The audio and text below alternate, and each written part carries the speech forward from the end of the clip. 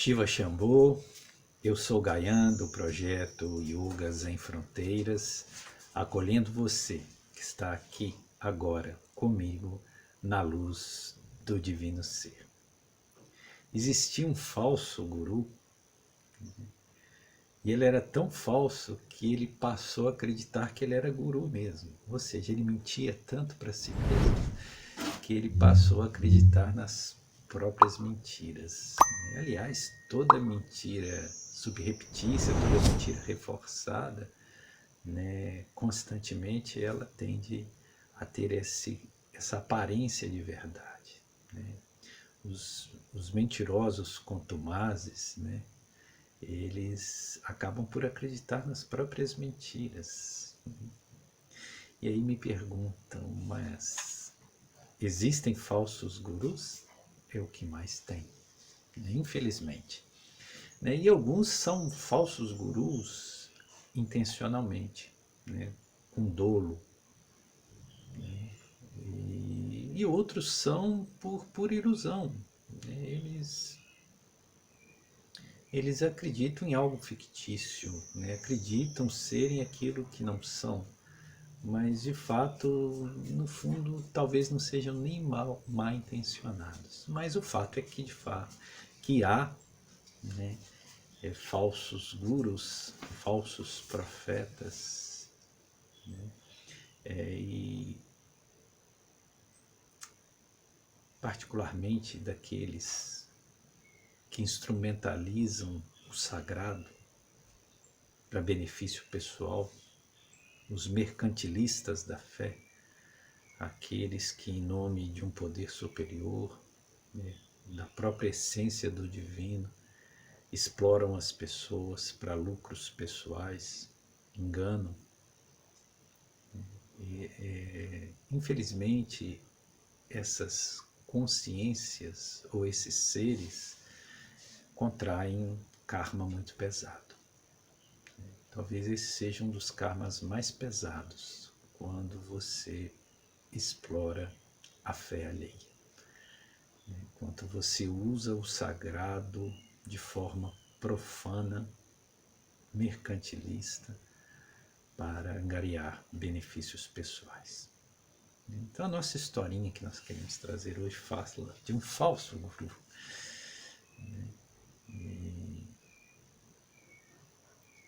E ele enganava bem. As pessoas acreditavam que ele tinha um poder que ele não tinha. Na verdade, ele era um embusteiro, um enganador. Mas com isso, como as pessoas cegas não enxergam a cegueira alheia, ele atraiu muitas pessoas e reuniu em torno de si uma grande congregação. E cada vez que passava o tempo, mais ele ficava inebriado com esse poder e com essa manipulação das pessoas, porque ele assumiu uma autoridade tão grande que o que ele dizia as pessoas faziam, e ele ficou entorpecido, O ego dele ficou altamente contaminado por essa vaidade sem precedentes. E um dia chegou um homem muito simples, muito honesto, um homem puro de coração, e pediu para ser discípulo dele. Era um homem sincero, simples de coração. E ele falou, sim, eu aceito que você seja meu discípulo, mas eu quero te testar primeiro. Eu quero que você entre na floresta dos tigres e atravesse a floresta dos tigres. Se você tem fé em mim, que eu sou o seu guru, eu vou te proteger. Mas você tem que fazer isso. Próximo do ashram que esse falso guru tinha montado, existia uma floresta, que ninguém entrava naquela floresta porque existia ali alguns tigres que moravam nessa floresta que eram muito ferozes, e ninguém atravessava essa floresta. Todos sabiam que ali era a morada desses tigres e respeitavam, e obviamente ninguém em sã consciência atravessava aquela floresta. E esse era o desafio que o esse falso guru impôs aquele homem simples, puro de coração. E o homem, né, falou, eu atravesso, não teria nenhum problema. E aí, né, aquele homem, com várias testemunhas, né, vendo o ato que ele passava a realizar, ele adentra na floresta repetindo, né, todas as glórias ao poder do meu guru, todas as glórias ao poder do meu guru, e foi andando pela floresta.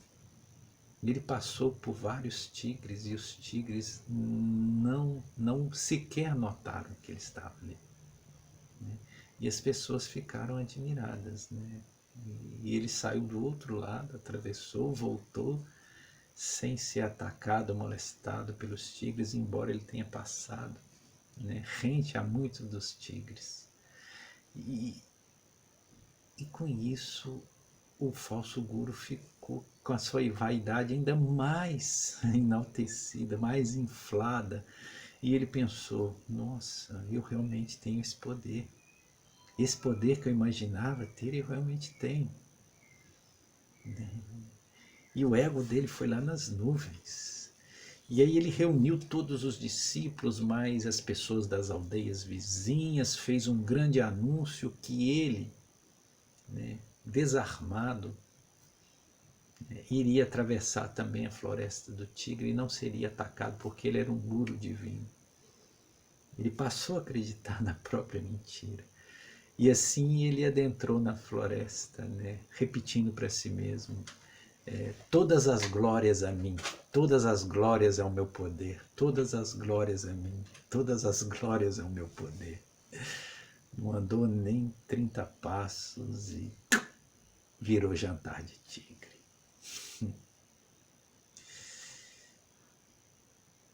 Essa história tem algumas facetas interessantes.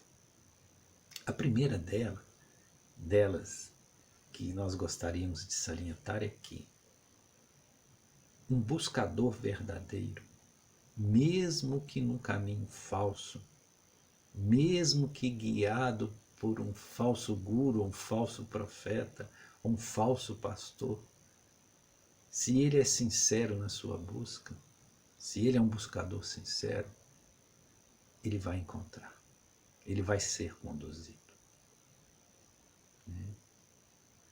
E se há verdade na sua busca, com o tempo ele vai ser conduzido a um caminho verdadeiro.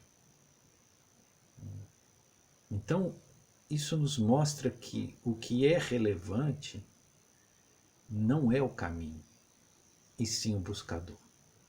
A verdade tem que estar no buscador e não no caminho. Pois que, mesmo que alguém encontre o caminho verdadeiro, se ele não é um buscador autêntico, esse caminho nunca vai ser verdadeiro para ele. Não pode haver caminho verdadeiro para buscadores que não são autênticos. Então a ênfase está exatamente no buscador e não no caminho. E todo aquele que é sincero na sua busca, como esse homem de coração puro que buscou esse enganador, esse embusteiro, esse falso guru, né? Como ele tinha a pureza, como ele tinha a sinceridade, né? Ele passou intocável pela floresta dos tigres. Isso é simbólico. O que é a floresta dos tigres? A floresta dos tigres são todas as ilusões e ignorâncias, né, do mundo material, né, tudo aquilo que nos devora, tudo aquilo que nos mata, né. Se você é puro de coração, se você é um buscador sincero, autêntico, se há verdade naquilo que é o seu propósito, ao atravessar a floresta da vida condicionada com seus tigres famintos, nenhum deles conseguirá te fazer mal. Essa é a grande simbologia.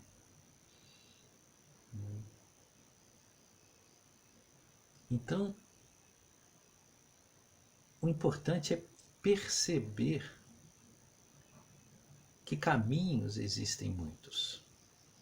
líderes espirituais, também existem muitos.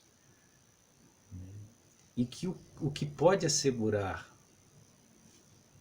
o sucesso da nossa jornada não são nem esses caminhos e nem esses guias aos quais nós nos rendemos, e sim a autenticidade do nosso propósito.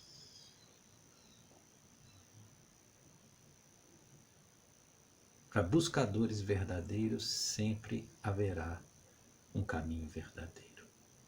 Mas para buscadores que não são autênticos, mesmo os caminhos verdadeiros irão ruir, irão se apresentar como um grande equívoco que não os levará a lugar algum.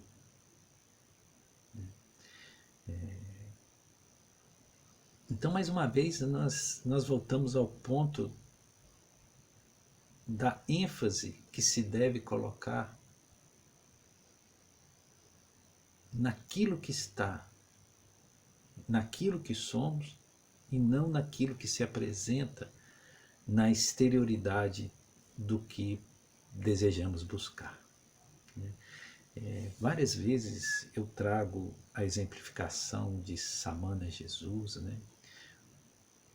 como um avatar, um grande mestre que realmente conhecia a natureza espiritual daquilo que somos e que buscou trazer luzes para a nossa condição não só humana, mas também transcendente.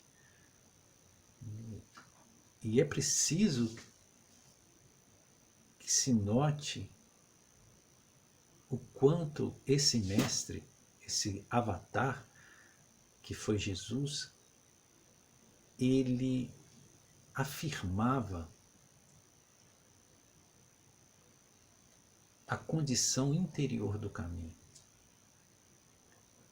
a relevância que ele dava à questão daquilo que ele chamava o reino, estando esse reino dentro de nós e não fora. O reino é um estado consciencial. Se o reino é um estado consciencial, todo o céu ou infernos possíveis também serão estados conscienciais.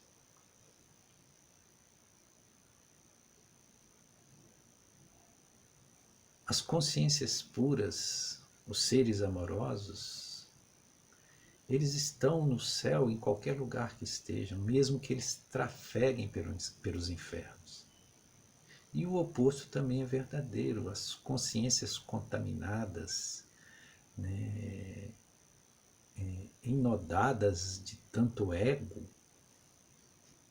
de tanta malícia, de tanta maldade, de tanta ganância, ainda que elas transitem pelos céus, elas estarão no inferno. Então, Jesus ele tinha essa ênfase no estado interior.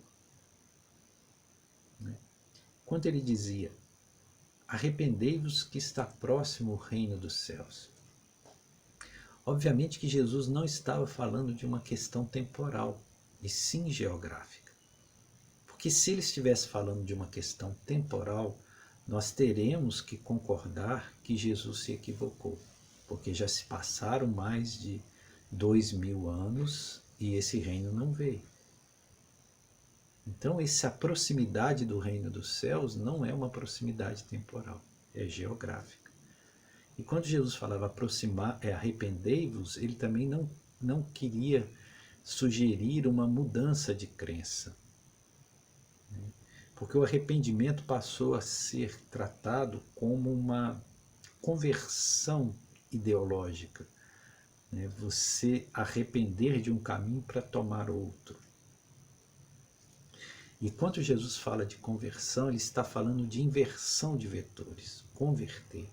Os vetores que estão saindo do ser e indo para o mundo devem ser convertidos, ou seja, devem ser voltados e retornados para o interior. Isso é conversão, né? Aliás, nos originais gregos do Novo Testamento, o termo ali usado geralmente é metanoia. E metanoia significa, né, dentro do grego, significa mudança de consciência, mudança de percepção. Ou seja, você tem que mudar a percepção. E você não consegue mudar essa percepção sem recolher aquilo que foi espalhado fora e voltar para dentro, onde realmente se encontra a verdade. Então, converter, né? Tirar aquilo que está fora espalhado e unificar e trazer para dentro. Aliás, a palavra diabo, né, na sua etimologia original, né, na sua origem latina, diabolus, né, significa exatamente isso. Dia fora, né, balos, espalhar, né, abalos, né, espalhar. Então significa aquilo que sai para fora, quer dizer, que é exteriorizado e se espalha. Tudo aquilo que espalha, que divide, é diabolos.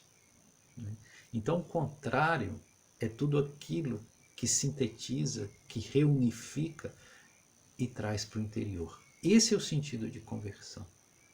Então, convertei-vos, porque está próximo o reino dos céus. Próximo em que sentido? Próximo geograficamente, porque está dentro de nós. E não há proximidade maior do que aquilo que já está em nós. Está tão próximo que nós não conseguimos ver.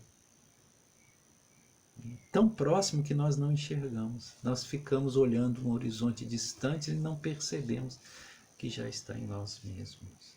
Então essa sentença de Jesus, né? Convertei-vos que está próximo o reino dos céus. Isso já mostra que o caminho de fato é interior. Pode haver muitos caminhos, mas a jornada é uma só. E essa jornada, ela não tem como ser realizada se ela não começa dentro, nas dimensões internas do próprio ser. E se nós nos iludirmos com os falsos brilhos dos falsos caminhos, fatalmente nós vamos ser devorados pelos tigres ferozes das florestas da vida condicionada. Então, gratidão a você que está aqui agora conosco, compartilhando dos nossos conteúdos, que possamos seguir semeando sementes de luz por caminhos de paz. Yoga sem fronteiras, espiritualidade livre para consciências libertas. Shiva Shambho.